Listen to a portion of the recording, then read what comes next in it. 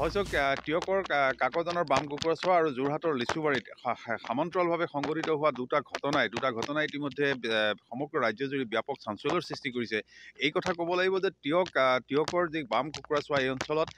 কালি সন্ধিয়াৰ ভাগত এক শূন্যলৈ গুলী চলোৱাৰ এক ঘটনা সংঘটিত হৈছিল আৰু সেই শূন্যলৈ গুলী চলোৱা ঘটনাই যি চাঞ্চল্যৰ সৃষ্টি কৰিছে সেই চাঞ্চল্যৰ ঢৌ এই মুহূৰ্তলৈকে মাৰ যোৱা নাই। ইতিমধ্যে মোৰ সহযোগীয়ে দেখুৱাইছে যি স্থানত আচলতে শূন্যলৈ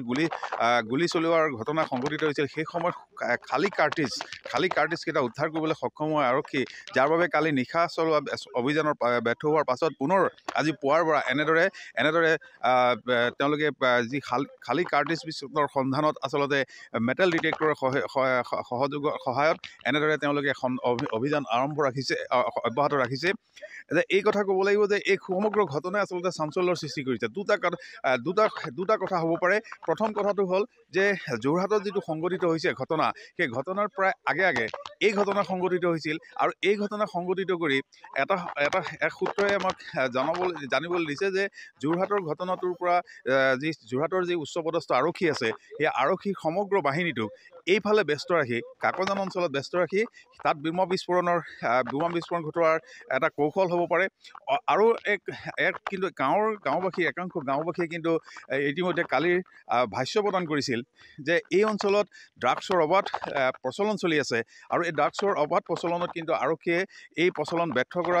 বন্ধ কৰাত ব্যৰ্থ হৈছে। আৰু শেহতীয়াকৈ যোৱা 4 দিনৰ আগত এই অঞ্চলৰে এজন যুৱকক কৰায়ত্ব কৰিবলৈ সক্ষম হৈছিল আৰক্ষী, কিন্তু ৰহস্যজনক কাৰণত আৰক্ষীয়ে তেওঁলোকক সেই যুৱকজনক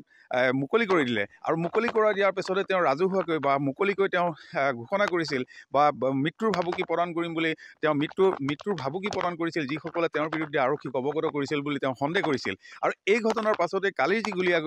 শূন্যলৈ গুলী চলাৰ ঘটনা, এই ঘটনা সেই একে অঞ্চলতে সংঘটিত হোৱাৰ কাৰণে বহুতে ক'ব বিচাৰে যে এই ঘটনাৰ সৈতে ড্ৰাগছৰ সৈতে জড়িত এই ড্ৰাগছ সৰবৰাহী যি চক্ৰ, সেই চক্ৰ জড়িত থকাৰ এক সন্দেহ প্ৰকাশ কৰিছে। এই সমগ্ৰ ঘটনা আৰক্ষীৰ তদন্তত ওলাব, কিন্তু আৰক্ষীৰ তদন্ত প্ৰক্ৰিয়া যদি সঠিক ৰূপত আগবাঢ়ে স্বাভাৱিকতে এই ঘটনাৰ পোহৰলৈ আহিব আৰু পোহৰলৈ অহাৰ পিছতে নিশ্চিতকৈ জনা যাব যে কি পৰিস্থিতিত আচলতে এনেধৰণৰ এক তদন্ত প্ৰক্ৰিয়া আৰম্ভ কৰিছে। গতিকে আৰক্ষীৰ তদন্ত প্ৰক্ৰিয়াৰ অন্তত সকলো স্পষ্ট হৈ পৰিব কোন দুৰ্বৃত্তই এই গুলীচালনা সংঘটিত কৰিছিল, কিহৰ বাবে কৰিছিল।